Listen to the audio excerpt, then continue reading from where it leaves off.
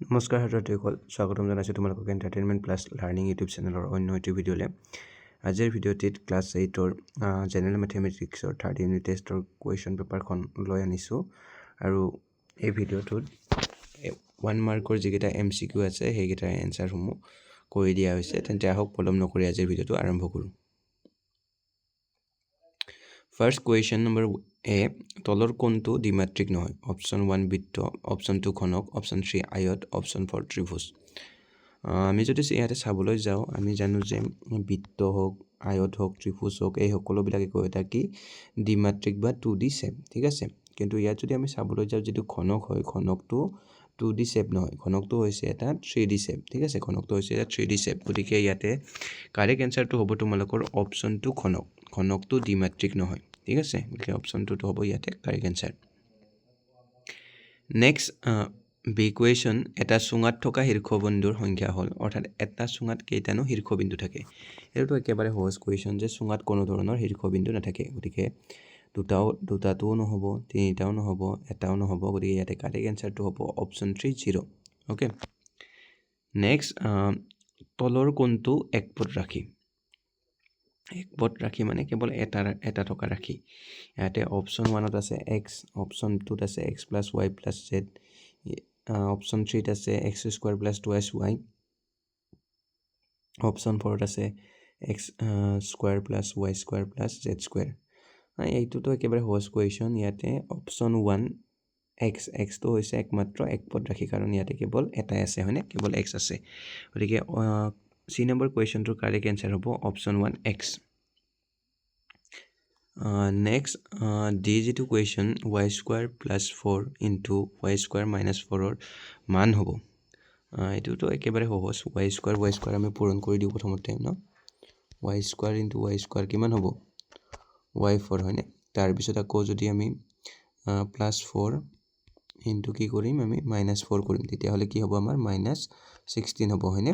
গতিকে কোনটো অপশ্যনত আছে? সেই অপশ্যনটো অপশ্যন 1ত আছে, y4 - 16। গতিকে তোমালোকৰ যিটো ডি নম্বৰ কুৱেশ্যনটোৰ কাৰেক্ট এনচাৰ হ'ব y4 - 16। Okay. Next question number E, 5x × -8x³ y-ৰ পূৰণফল তলৰ কোনটো? অৰ্থাৎ পূৰণ কৰিলে আমি তলৰ কোনটো ফল পাম? এতিয়া আমি ফাৰ্ষ্ট সংখ্যাকেইটা পূৰণ কৰোঁ।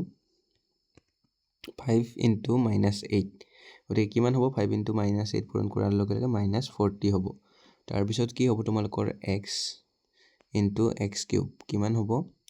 x4 হ'ব, হয়নে? x4 হ'ব। আৰু বাকী yটো সেনেকৈ থাকিব। গতিকে আমি এনচাৰটো কিমান পালোঁ? -40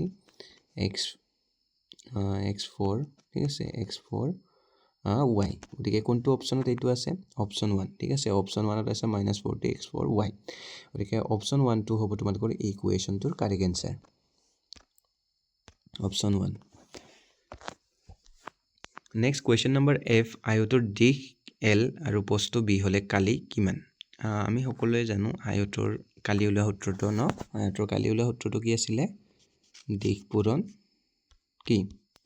আয়তৰ কালি ওলোৱা সূত্ৰটো হৈছে দিশ পূৰণ প্ৰস্থ। আৰু ইয়াতে দিশ কি দিয়া আছে? L দিয়া আছে।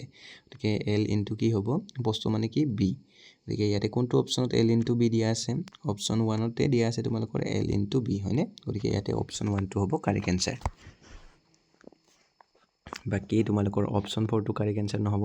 অপশ্যন 4টো ৰং এনচাৰ, অপশ্যন 3টো তোমালোকৰ ৰং এনচাৰ, এণ্ড অপশ্যন 2টো তোমালোকৰ ৰং এনচাৰ।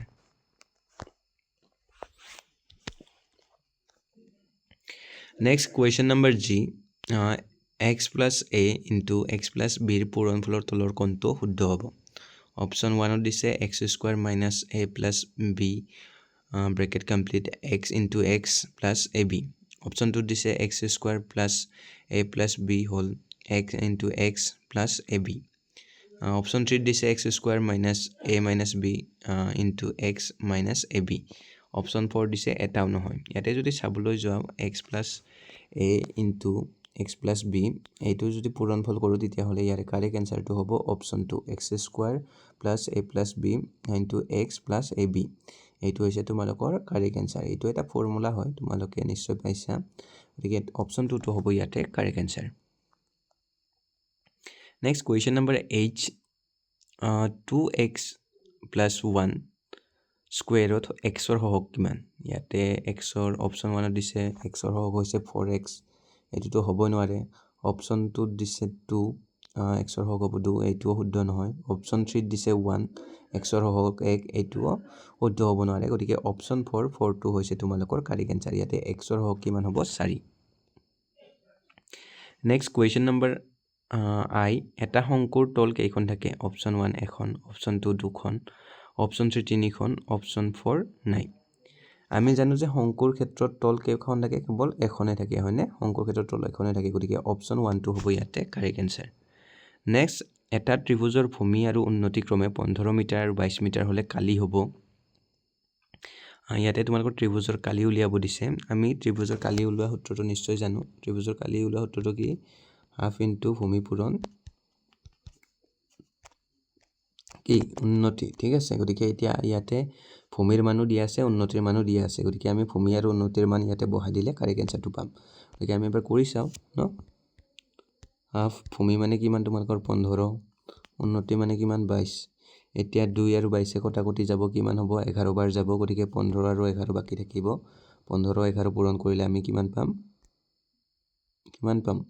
165 মিটাৰ স্কয়াৰ বা বৰ্গ মিটাৰ গতিকে কাৰেক্ট এনসাৰটো হ'ব তোমালোকৰ ইয়াতে অপশ্যন 2 ঠিক আছে অপশ্যন 2 165 বৰ্গ মিটাৰ ঠিক আছে 165 বৰ্গ মিটাৰ হ'ব ত্ৰিভুজৰ কালি বাকি 2 নম্বৰ তোমালোকৰ যিকোনো 6টা প্ৰশ্নৰ উত্তৰ লিখিব দিছে 2 মাৰ্কৰ কোৱেশ্চন দিছে এতে পূৰণ কৰিব দিছে একেবাৰে সহজ সৰল কৰিব দিছে এটো ইমান বেছি টান নহয় সি নম্বৰটো মান উলিয়াব দিছে ন এটো সহজ বহুত বেছি টান নহয় দ্বিতীয় দিছে তোমালোকৰ যে এটা ট্ৰেপেজিয়ামৰ সমান্তৰাল বাহু দুটাৰ মাপ 7 সেমি আৰু 5 সেমি হলে উচ্চতা 4 হলে ট্ৰেপেজিয়ামটো কালি নিৰ্ণয় কৰা এটো একেবাৰে সহজ কোৱেশ্চন তোমালোকে সূত্ৰমতে বহাই দিলে এই গোটেইটা কোৱেশ্চনৰ এনসাৰ কৰিব পাৰিবা সেই কাৰণে তোমালোকে সূত্ৰবিলাক মনত ৰাখিবা সূত্ৰবিলাক মনত থাকিলে তোমালোকে কালি বৰ্গ পৰিসীমা এইবিলাক সহজে উলিয়াব পাৰিবা ঠিক আছে